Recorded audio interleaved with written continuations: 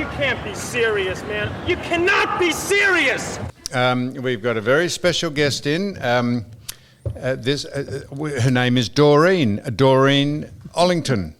And she, Doreen, is the wife of the late, was the wife of the late, well, she's not was, she is the wife of the late Nappy Ollington. And for those who are not familiar with who Nappy Ollington was, he was the two-up king. He introduced two-up into Australia, and he ran the gambit of the law, a bit like Alan Tripp and his SP Bookies outfit for a couple of decades. And Doreen might have been along for the ride and seen it all, but we're very honoured to have Doreen in. She's I won't tell you how old she is, but she's a very sprightly person for her age. She's a very sprightly person, period. So I'll just tell you who Nappy Ollington was in case you're not familiar with who Nappy Ollington was. There'd be plenty of people. He played football. For Footscray. How many games? 5. Yeah, I was going to say 10. Well, he played for 5 games for Footscray, but he was better known and became famous or infamous because he was an organiser and promoter of the traditional Australian gambling game called two-up. He was operating outside the law for a couple of decades, but eventually permitted to hold legal games annually on Anzac Day. The traditional Anzac Day two-up games at Flemington racetracks are being continued by Lionel Ollington's son, and I think in 1992, before I say hello to Doreen, I think in 1992, after he was allowed to have a legal two-up school, he and the organisation raised $1 million for the RSL in 1992. I think that's correct, but we're going to say hello now, Don and Ivan, to Doreen. Doreen Ollington, welcome to You Cannot Be Serious. Thanks, Sam. Yeah, you're a star. I'm tempted to say how old you are, but you mightn't like me to do that. Oh, it doesn't worry me. Good. Well, how old are you? 86. You're at a sprightly 86, and you've brought your companion in, Louise, who's sitting over here, and we appreciate you coming in from out the outer suburbs. Now, Doreen, I want you to tell me how you met Nappy. What was his name? His name was Lionel, wasn't it? Lionel, yeah. Lionel. Well, I met him when I grew up in Richmond, but Mum, Dad and I moved to Port Melbourne when I was about 20. And I was getting off a bus one night from work. He caught your eye. And it pulled up at the lights with a friend, and he started talking like I was just off the bus, and he said, "How long have you been living here? I haven't seen a pretty girl around like you for a long time." Wow. Anyway, they started that, but I saw him a couple of times later after that, and he asked me would I go out with him, and about the third time I went out with him. And so you played a bit hard to get to start with? Yeah, a little bit, yeah. Not too much. And then... So he pulled up in the car, Doreen, while you were waiting for the bus, and he said, "Hey." As I was getting off the bus, the car was at the lights. What sort of car was it? So when I stepped off, he just started talking to me. Well, he had an eye. And he was playing football at the time with a local football. I think it was Montague side down there. And then he asked me, would I go and watch him play football? I forget what, if it was Sunday football. He wanted to impress you. And I said I would, but I didn't. Ooh. And then when I saw him again, he said, "Oh, you didn't turn up." And I said no. So anyway, then next time he played, I did go there. So the rest is history. And then I started going out with him. Fantastic. So he knew what he wanted. How old was he then? Well, I was 21. He was about 28, 29. Beautiful. And so you went out with him, and then you went out with him started going out with him. Yeah. And So he was playing football then for Montague. Montague. Yep. Yeah. And when did he start the two up when you were going out with him, or had that been going? Yes, he did. Yes. So he started the two up after he met you. Yes, he didn't. There was a local side down there that they used to play two up in Port Melbourne, and I'm trying to think. I can't think of the fellow's name now. And there was a local at the Lagoon. It was called the Lagoon down in Port Melbourne. Yeah. Ox Earl, that was the name. I see. A fellow called Ox Earl used to run it at the Lagoon. This was two up. So he took over the running of it wasn't in a building or anything, it was out in the open. So how did he... didn't he invent two up? No. Oh, sorry, Don? No, there wasn't a game played by Australian soldiers overseas, two up. And then he bought And it came here, and growing up in Melbourne, it was an institution that two up. Did he move it to North Melbourne? I remember it up a laneway. Yeah. There was somebody at a guard or somebody standing at the top of the laneway. Well, actually, when he first started to run two up, it was opposite the Vic Market, and it was up a laneway. It was there was a nightclub above. He used to play it underneath when he opened up, and there was a nightclub above that called the Palmerston nightclub. And but Palmerston in North Melbourne, still the hotel there, isn't it? The Palmerston nightclub it was, above, and he started playing it underneath, and then a few people turned up.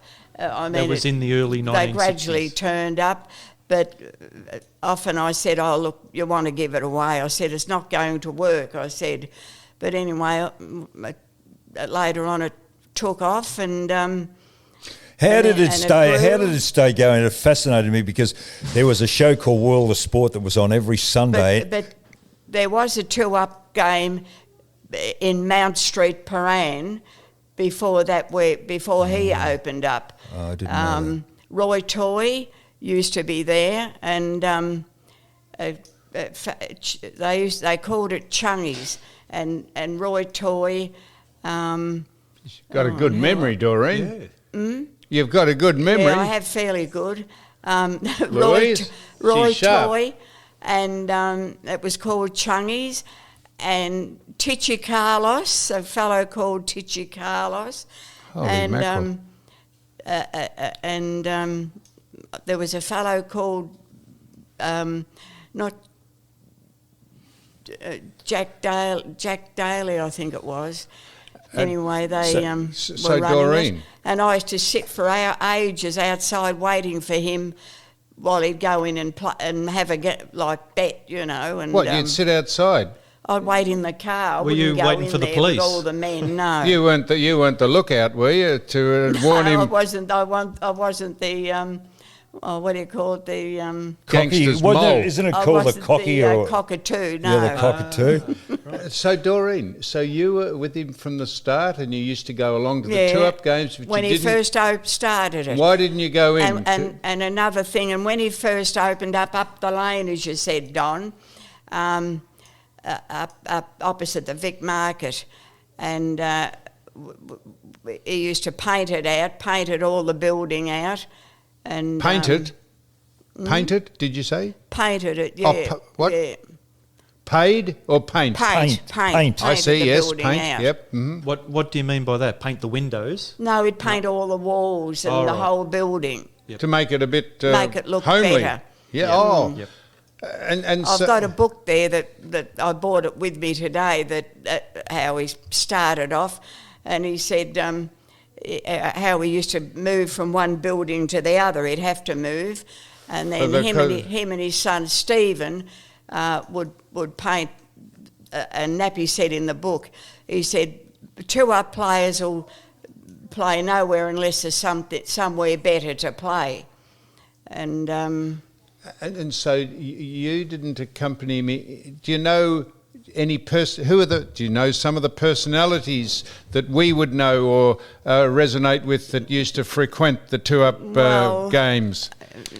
Doesn't matter who they, because the statute of limitations is long gone, Doreen. Any politicians or sportsmen or sportswomen? I believe sportsmen and politicians used to go there. What's that one? They used to broadcast the races. Bill Collins. Bill Collins, yeah, he was one. And I can't remember the others at the moment. Because it used to get a fair run on World of Sport, as I said earlier. World of Sport was an institution in Melbourne, and it would get a run there. They'd make the occasional mention of the two-up game out at North Melbourne. How did he stay above the law? Was there? You'd have to be paying people off. Well, did you pay him off? Well, the police would come and close them down, and then they'd have to look for another place and start again, and just kept on going like that. You weren't there to sweet talk the coppers, were you, Doreen? You weren't there to sweet talk the police and divert their attention. The police would come and find them, and they'd be taken away to the Watch lock house, up, and then they'd play two-up in the lock-up while they were there. And he'd probably win.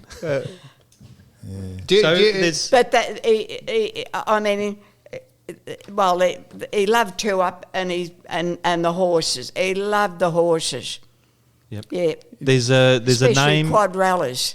Mick Gatto got a job as a bender as a 16-year-old in 1971. Well, Mick Gatto, Nappy sold the game out to Mick Gatto. Yeah. Oh, and really? What's a bender? We went over to Las Vegas and did you? He tried to get the game going over there, and they forget what they called it, heads and tails something, and you know. Yep. And what's a bender? Do you know? It says. A bender's the one that they picks up the pennies off the thing. Gotcha. Now, we've had Mick Gatto, Mick has been on the podcast, we've chatted to Mick, but we never chatted to him about two-up, I don't think, did we, Don? No, he was in another gambling institution above the boxing gym out at North Melbourne, and Mick, but he didn't mention about Nappy's two-up. Doreen, have you got any idea of the money, like it was pounds, shillings and pence in those days, you got any idea of the money that was turned over? As a matter of interest. There was so much money there. There was? At the two-up. I mean, if they had two shifts, they'd start of an afternoon and go right through till all hours the next morning. And they couldn't, keep going till all hours, apparently. So how many days a week would this operate? 7 days a week. Wow. 7 days a week. Yeah. So they'd start in the afternoon and go through to early morning. Well, that's right. Start in the late afternoon and go through. Sometimes Nappy said they'd be there till 5 o'clock in the morning. And another fellow, I won't say his name. Why not? Well, I've got to be careful. Is he alive? Can I say his name? Yes. He's alive, yeah. So he ran a card game. And it's not Tony Mockbell, because he was filmed playing at Nappy's 1996 Anzac Day game. Yeah, I know. Flemington. All right, don't mention if you don't want to. Oh no. What are his initials? Mockbell, yeah, I believe he was there, but Nappy didn't even know who he was at the time. Yeah. And fantastic. Did we mention how much money? Do you remember the amounts of money? Well, in that book I've got there that bad luck I hadn't, I've got a book I bought in that Nappy, Andrew Rule, that, him and John Sylvester. And it's a good story too that Nappy put in there about the winnings, how they'd, the winnings that they'd get. But the money that he'd get, Nappy said, well, one thing about it, he said, I put the money all back into the system, he said, because then he'd put it all on the quaddies, you know, and So he was a punter himself. Yes, on the horses, yeah. Oh, yeah. So everything he earned at 2 Up went on the Everything he horse. got from the 2 Up would go on the horses. Oh, God. Now, just as a matter of interest, where did Nappy come from? Nappy, as in... Well, he grew up in Smithton, Tasmania. Born there. Yeah. And apparently there was an old man over there that lived in a shack or something, and I don't know, might have been an Aborigine man, I think, and he started calling him Nappy, and Nappy. it just stuck. That's amazing. Did he come to Melbourne because of football? Beg your pardon? Did he come to Melbourne because of football, or did he, football came part later in his life? Well, he started to play football with Montague and a place where he used to work, and Kitchens, I think. Because I saw a video. Well, in that book it said he played with 6 in the one day 4. He used to tell me too all sorts of stories, which were true, and in one day all local sides in the one day. What? And he had a good brain. I mean, he was good at figures, and everything really. Now, Doreen, you would have seen this video. There's in the National Film and Sound Archive. They've just found it. Oh well, I say just found it. I think in the 1990s, and it's John Coleman. And I think John Coleman played for Essendon, didn't he? Yeah. And of course, Nappy played for the Bulldogs, Footscray, and they've got a video of John Coleman, and in the background, it's Essendon. Essendon playing Bulldogs is Nappy. Now, did you know about that? No. All right, I'll show you after this. It's on YouTube. Okay. And you showed me a photograph of Alan Nash, the former umpire, and Ron Barassi and Keith McKenzie. Why Alan Nash? How did you know him? Well, he was married to my sister, one of my sisters. Wow. Yeah. So did you used to travel around with you said you went to Las Vegas, did you? I did, yeah. Well, what year was that? What'd you go on? About a plane or a 3 ship? times there, and 3 times? they Nappy wanted to get 2 Up in. They called it Kangaroo Craps, I think. So was that with the... because they had a game called Craps, Yep. and they Crap started calling it Kangaroo Craps. That's right. And So what was he trying to do there? Put it in casinos, or trying to run an operation like it was here in Melbourne? Oh, he wanted to have it in the casino. Yeah. Well, do you know why it didn't take off? Did the casino operators think he was trying to Nappy muscle in on their Nappy turf? said to tell the Yanks anything. He said it's like, he said Too it difficult. was hopeless. But, and you had an interesting life over there, touring around with him, Doreen? Yeah. You would have been a stunner on his arm. You would have made him famous. Oh, I don't know about that. You would have made him famous or infamous. Yeah.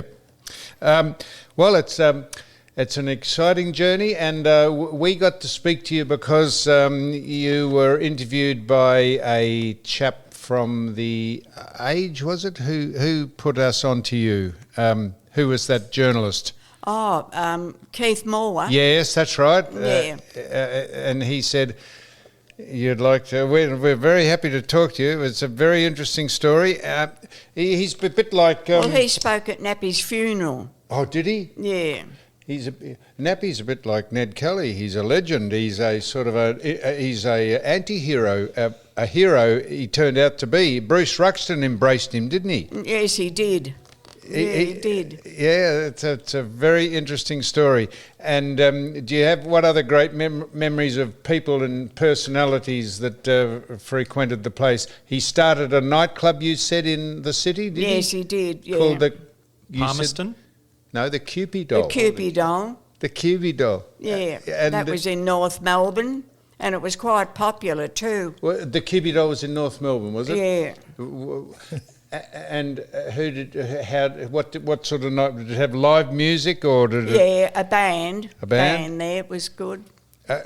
And who was the band? Can you remember Yes. back that far? Good work. It's a long time ago, but well, Tony Pantano, Tony he was in Pantano. it, and Well, he's I know there was. I can't remember all then. There was about four of them in it.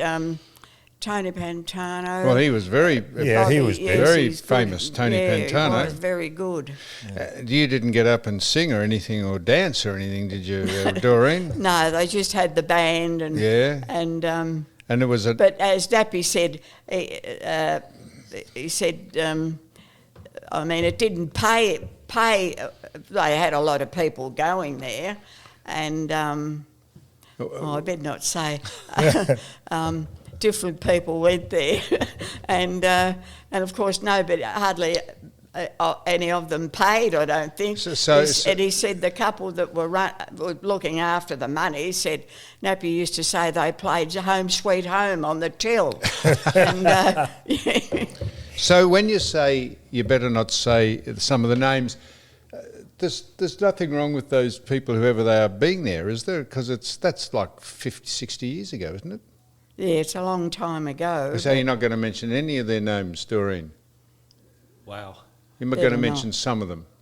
No. No, it's Hey, fantastic. very good. Yeah, yeah. So what intrigues me also is the partnership between Bruce Ruxton, who was head of the RSL, and Nappy. Now, he raised money for the RSL. Yes, he did. How did they do that? By running two-up games, or did they run them in the RSLs, or how did they get this money? Well, Bruce Ruxton was the one that got him to run it on Anzac Day, and then the proceeds from that went to the RSL. It must have been huge. One day, it must have been a huge game, or Yeah, there were they a number of games got, going. Well, there was a big crowd there at Flemington, I think it was. Yep. And they ran it a few times, Nappy did, but after a few times, he said, "There's nothing in it for me." He said, "I'm not worth me doing it." He said, he said, I'm running it," and he said, "I'm not getting anything out of it," so he gave it away. But the RSL must have made a lot of money out of it. Oh, I think, yeah. Look, I know a lot. I mean, I can't. I could write a book myself. Really, I'll tell you. You could write it in. You I could write an audio if book I here let with us go. now, I Doreen. could write a book. You could write an audio book with us now and tell us what you were going to say then about the. So you showed me a picture of Tony Lockett, who'd written a personal note to Nappy. Did he? Why did he know Tony Lockett, or didn't he? Did he, or how did you know Tony Lockett? Yeah. Nappy. Yes, he knew Tony Lockett. Yes. Yeah. Tony didn't know. Tony wouldn't have gone to the two-up schools. Dear me. Well, I'm not sure. We don't want to get you to any trouble, Doreen, but we're fascinated by the money, people who used to go and frequent the place, the Cupid doll, Mick Gatto. And in this book that I bought in, yes. it's a good story. Well, Andrew Rule came Yes. down and took the story, and John Sylvester. But he said, as Andrew Rule said in the book, Nappy, as I said, he had a good brain, but smart brain.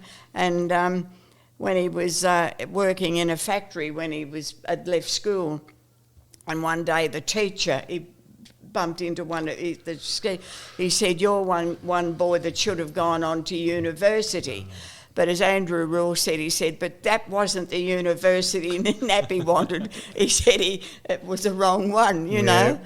And did he run a two-up school above the Golden Fleece Hotel in Montague Street in South Melbourne? No. But they used to play. It wasn't him at the time. Somebody else. They used to run two up there and the Rising Sun Hotel in Port Melbourne. Right. Outside the Rising Sun, and and as Nappy said in the book, he said when he was young and they used to run the two up outside the Rising Sun and go, he said, oh no, and the police turned up there, right. and one fellow ran from the police, and the police fired a shot at him. And Nappy said, God, he said, this must be some game if people are willing to die for it, this game. And, oh, gee. Yeah, definitely would have seen a lot. Well, it is. It's amazing, and so you would have had a pretty good. I think I was just pretty good life, just touring around. Mind you, you had to be a bit careful. Did your parents wonder just what was? Did they say now? Just a minute now, Nappy, Doreen, please be Nappy, careful. Well, he was married at the time. Nappy, yes, and your parents said, and "What are you doing, had Doreen?" Children, but I didn't know that when I met him for a while. And my parents liked Nappy. Mum used to bake scones and have him, come for a cup of tea, and of course, and then another little fellow called Ronnie Justice.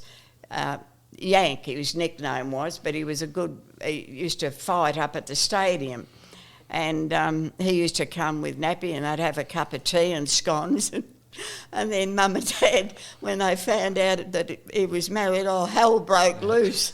Did they? And did it? Yeah. Dad used to say to me, you still, they were sorry. Yeah, I understand. They were sorry that we'd moved there, and they wanted to move away, and they tried to break you up. Yeah, Yep. yeah. And Dad said, you're not still seeing him, are you? I said no, but I was, And then Dad used to ride a bike at the time, and of course the next minute I'd be meeting Nappy round the corner, and my father would be watching me from somewhere. From the bike, he'd follow you. He'd follow, yeah. Well, so you were dodging the law, and your father and your parents and anything else that was going on. You've had a very interesting life, Doreen. I could tell you a lot more than that. Could you, what could you That's nothing. I can't. Where does this go? It goes, I tell you, it's Somebody just said, around the world. I had heard of podcasts. It's just but between I said you to and I. somebody, where is it? They said, is it on the internet or on your phone? I thought, God, if people, Doreen, now, I don't want you to tell me specifically, but you've said 3 times now I could tell you a lot.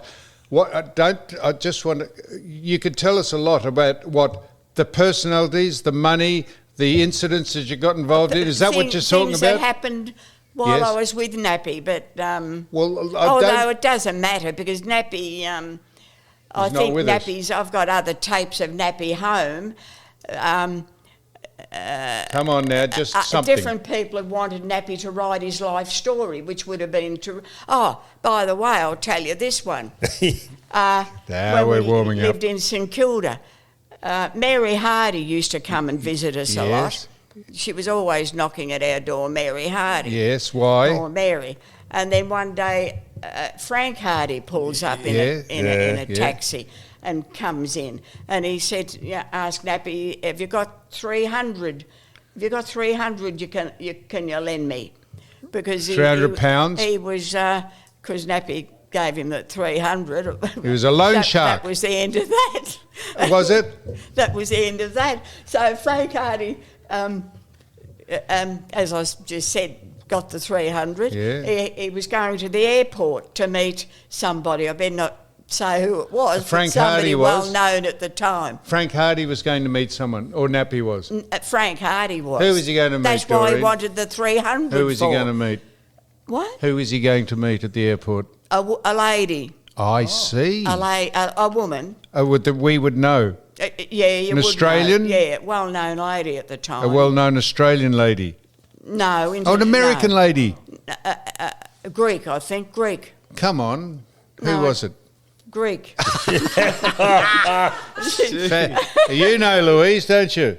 No, Louise doesn't know hardly any of the story. Yeah, not today she doesn't. She knows nothing She today. knows now. Yeah.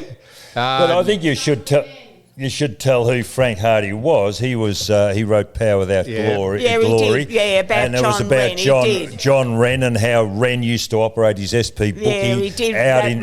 Power Without Glory. Power Without Glory in Collingwood. And Mary Hardy was a very well-known Melbourne entertainer who used to appear regularly on TV. Mike Williamson at That's the time. right, Penthouse Club. Frank Hardy made that great statement. I remember it. He said, he was talking about something. He said he cocked his head to one side in a ridiculous endeavour to lend intelligence to a face that bore distinct signs of imbecility. I remember Frank Hardy saying that in his book. So we just allow us to just have a chat between ourselves, Don and I, while you're there, Doreen. So Frank Don went over to the airport to meet a Greek lady, a well-known Greek lady, a Greek lady. I wonder who that would be, Don. Well, who are famous Greek ladies? Nana singer. Oh, she's a singer, boss. Nana Muscuri. Well, there was Nana Maria. Muscuri. Well, there was Maria Callas. No, she was American. Nana Muscuri. Nana Muscuri. Yeah. Yeah, So Frank went out to meet Nana. Wow, that's his girlfriend. Oh, Demis Roussos wasn't there, I suppose. No, so we've just managed to get something out of you, Doreen. Any other interesting people that you like to? So was Nappy a bit of a loan? He loaned people money, did he? Why did he give Frank Hardy 300 quid? No, he didn't Was he a loan friend of people his? money, but he was never had a mean bone in his Generous. body. I'll say that. He's generous. Even his son said to me not long ago, Stephen. He said he always put himself last, Yep. which he did. I've got to admit that. Yeah. But I was never. How can I put it?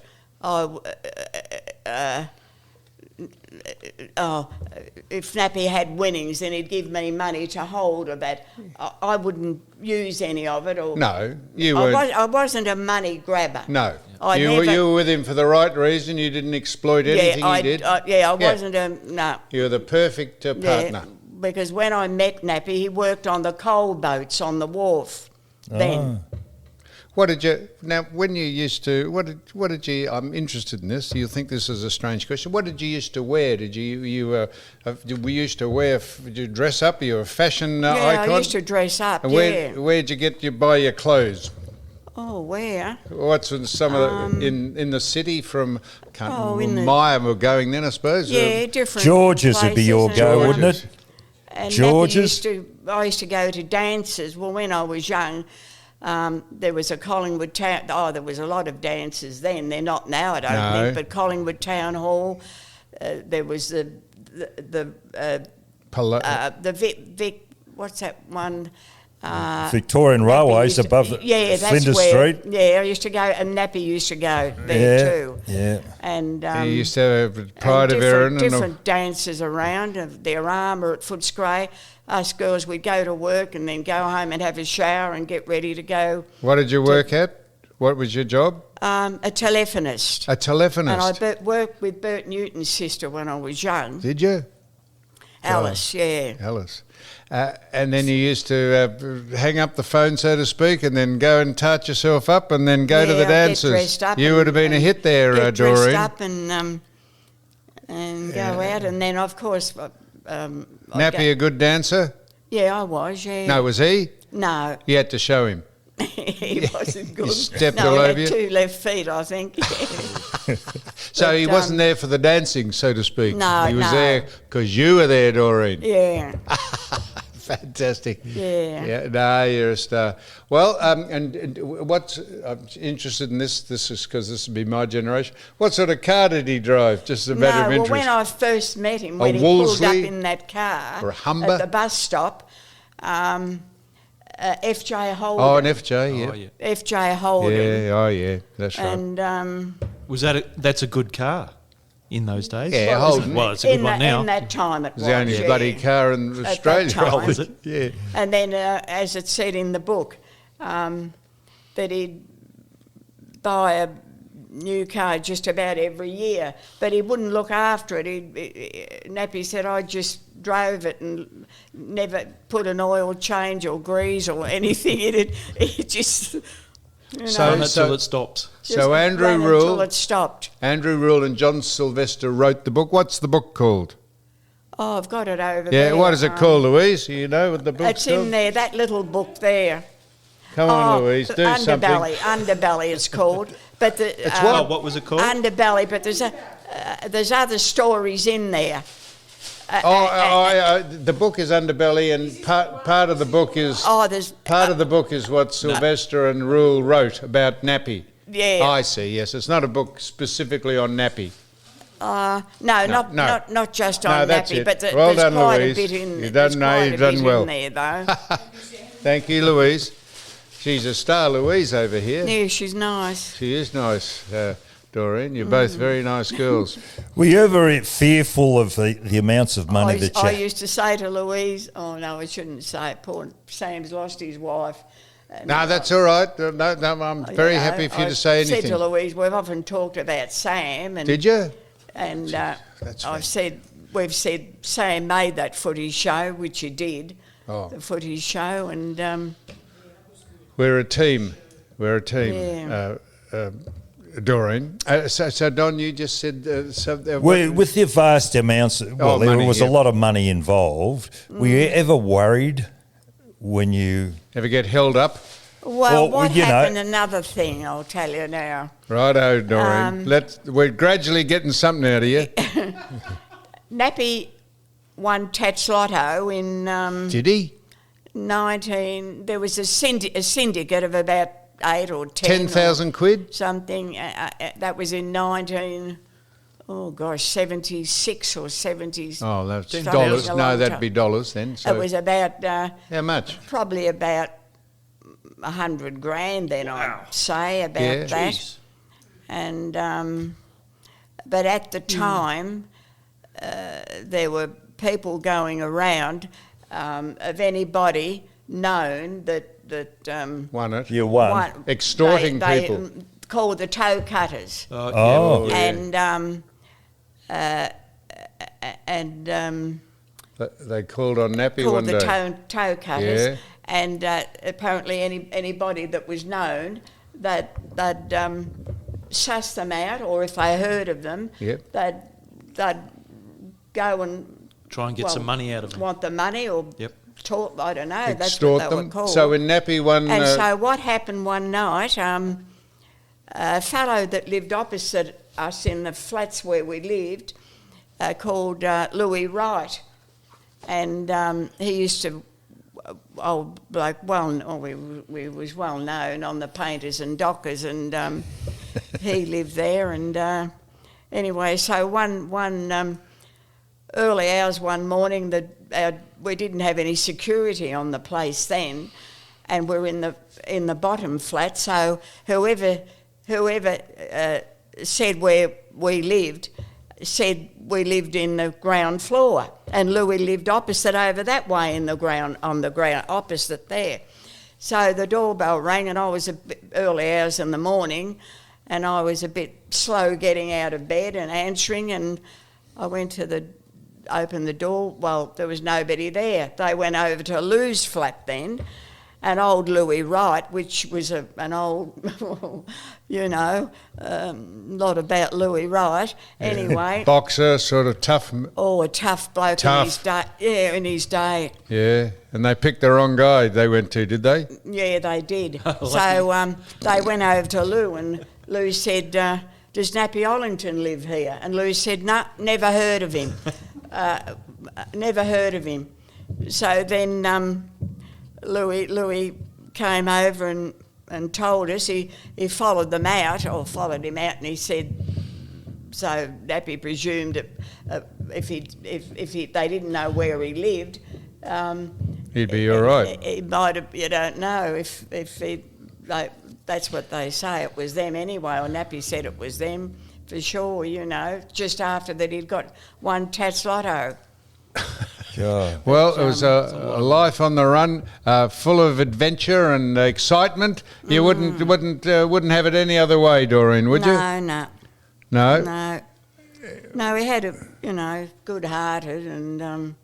Well, Don and Ivan, it's fantastic to speak to Doreen and Louise. Thank you very much. Louise's silent partner over there. They've come in from where Doreen lives. Fantastic to speak to you, Doreen Ollington, the wife of the late Nappy Ollington, who is famous or infamous in some, but famous, we would say, because... Yes, I was brought up with a fairly, strict family. Conservative. Really. And when I went with Nappy, I was a bit like the black sheep, and... anyway, the black sheep. Yeah, yeah.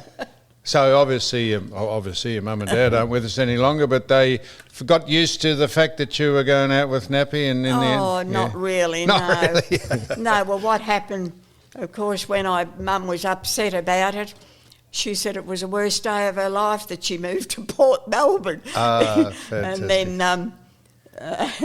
And then... so that she wasn't cooking any more scones and that anymore. Ah, dear so me. after 6 years that we lived there, we moved back to Richmond again.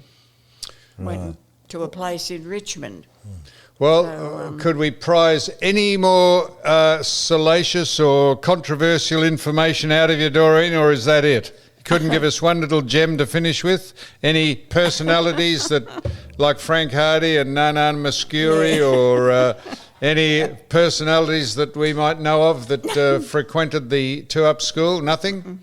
No, that's a no. All right. Well, Doreen, thank you very much for coming in. Yeah, that's all right, Sam. We had a false start last week, and I wasn't sure if you... did, that's right. No, that's all right, and we're very delighted that you came in, because you're indirectly and directly part of the great history of Melbourne. This state and Melbourne. So I'm just moving over here now to finish this, Dodd. I have to go and press this button here. So you thank Doreen very much for coming in, and I'll just press this button. Well, as I here. just said, it was Nappy Ollington was an institution in Melbourne. He was really well known. We went to Bali a few times, and he over there you could advertise on boats, on ships, and then he did advertise over there to visit Nappy's two-up game in Melbourne, and it was just a well-known thing in Melbourne, going up that lane at Port in North Melbourne. It was, So thank you very much for coming in. It's been enlightening. You wouldn't give us too much, and but anyway, I could say you can say a lot more, but you I could played say your a lot cards more. very close to your chest. So One more chance, Doreen. We're giving you one more chance to tell us something. Anything? Bang. Come on, Louise said, come on. One more. no. There's something that's a bit complicated. Leave it for the book. No, hang on. We're going to probe Doreen's just Louise. When I'm off air, I'll ask Sam something. No. This is about me. I'm sorry. No, I'm not even ask on you if you know someone. Do I know who, Doreen? Do I know who? There goes the microphone. I'll probably turn myself off if you ask, do I know someone? No, that's it? Righto, Doreen. Thank you.